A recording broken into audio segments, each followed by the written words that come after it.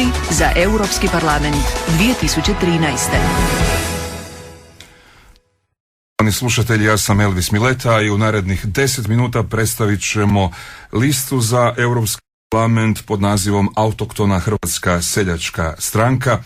Sa mnom u studiju Radio Pule je na listi gospodin Bruno Langer. Dobar dan. Dobar dan, lijep pozdrav svim slušateljima. Predsjednik Autohtone Hrvatske seljačke stranke je Branko Borković, mladi jastreb, on je i nositelj liste. Vi ste drugi na listi, kako možete predstaviti ovu listu? Pa ova lista se sastoji iz dva dijela, rekao bih. To su oni koji su stalni članovi Autohtone Hrvatske seljačke stranke i pridružili su se nezavisnih lista.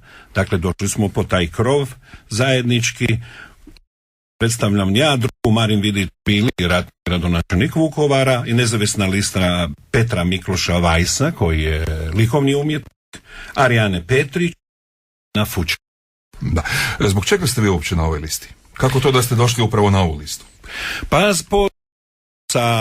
prije svega sa predsjednikom Autohtone Hrvatske seljačke stranke Brankom Borković dijelim isti svjetonazor, a to je prije svega borba protiv najvećeg zla koja je pogodila lijepu našu, to je borba protiv korupcije i svih onih zala koji su vezani uz to.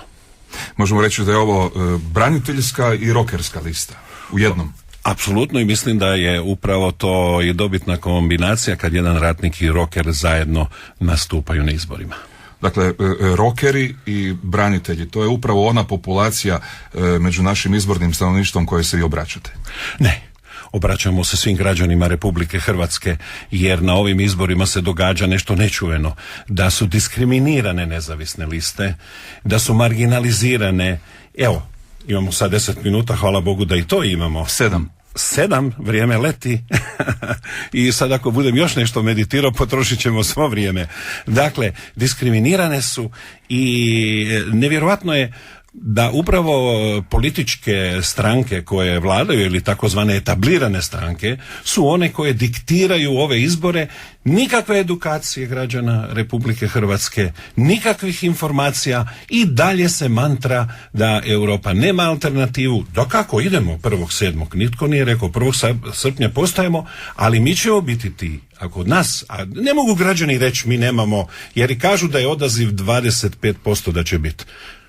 To ne, ja pozivam odmah u početku ove emisije građane da masovno izađu na izbore, jer imaju šansu glasati za one koji će zastupati neposredno njihove interese, a ne poput ovih etabliranih stranaka koje uhljebljuju svoje ljude tamo, koji će ih informirati, šuljat će se po briselskim hodnicima i lakirat sve to, i nikad građani neće znati istinu, kao oni što nisu znali nikad ni istinu. Ko to zna u ovoj zemlji, što je potpisano, kako je?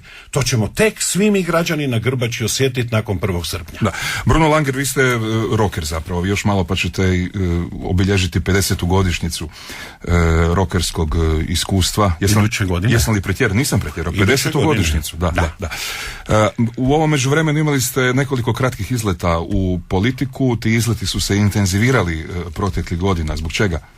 Pa iz jednog razloga što vidim da mi je čovjek, obišao sam svijet, uvijek sam sanjao demokraciju, ovo veze s demokracijom nema, ovdje samo rotacija kadrova, ovdje su se nametnuli očevi, sinovi, unuci, izgleda i praunuci bivših jednoumnih struktura, i Hrvatska je u velikoj ugrozi.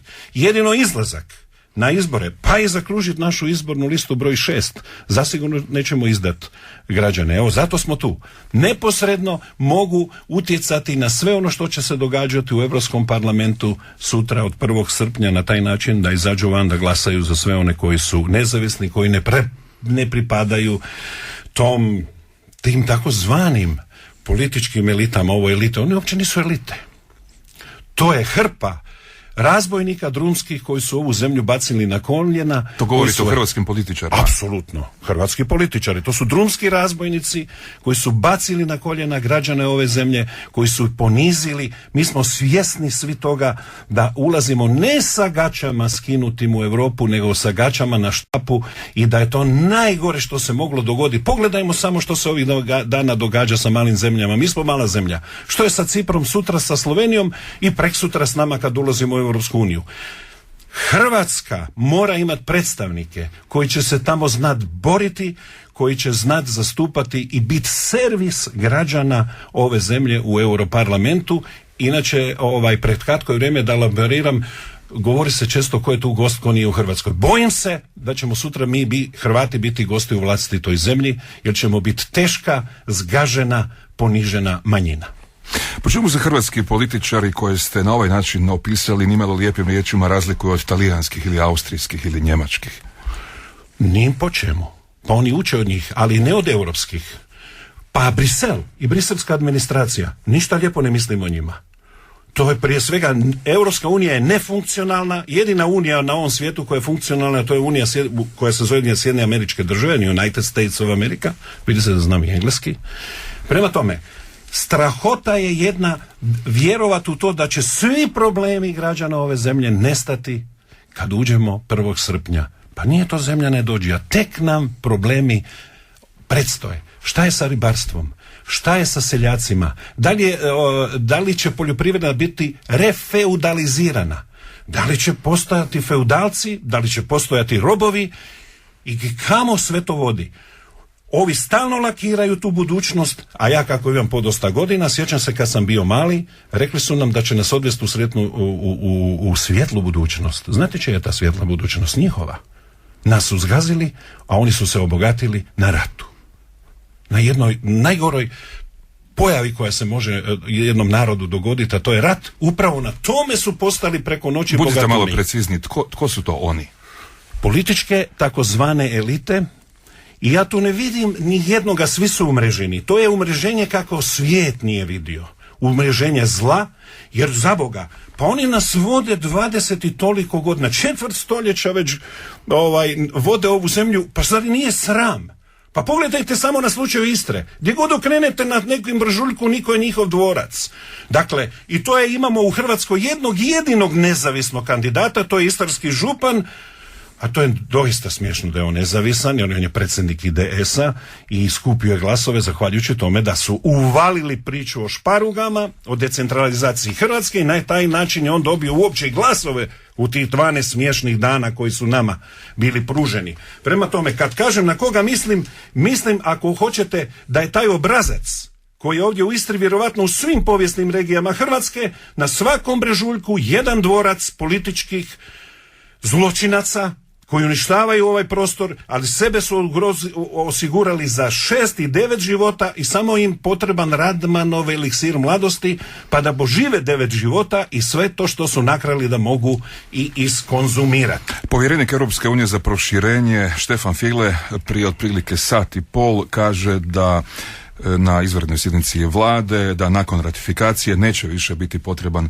monitoring u našoj zemlji i da smo zapravo ispunili sve uvjete. To je dobra vijest za razliku od ovoga o čemu vi govorite. Pa taj gospodin, ja ne znam, je li to neki svemirac?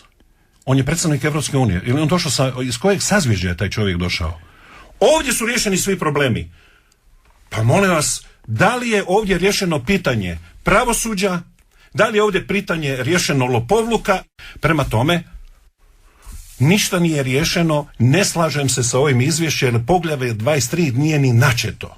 Ovdje rak rana ovog društva, ove Hrvatske, je pravosuđe. I dok se to ne riješi, izgleda čekamo invaziju ovakvih svemiraca pa da nas spase od ovih koji su uništili. Ja sam za drugu Hrvatsku. Kad me pitaju šta je druga Hrvatska, reći ću. Druga Hrvatska je Hrvatska oslobođena od svih onih koji su uništili prvu Hrvatsku. Imamo još 25 sekundi. U tih 25 sekundi, dragi slušatelji, nemojte slučajno ne izaći. Izađite na izbore. Jer vi ovaj puta neće ni ovaj Stefan Füle ni nitko odlučivati o vašoj sudbini. Vi ćete sami ovaj put odlučiti o svojoj sudbini. Izađite. Među 300 i toliko ljudi odabrat ćete 12, odnosno samo jednog zaokružite, nemojte 12 slučajno.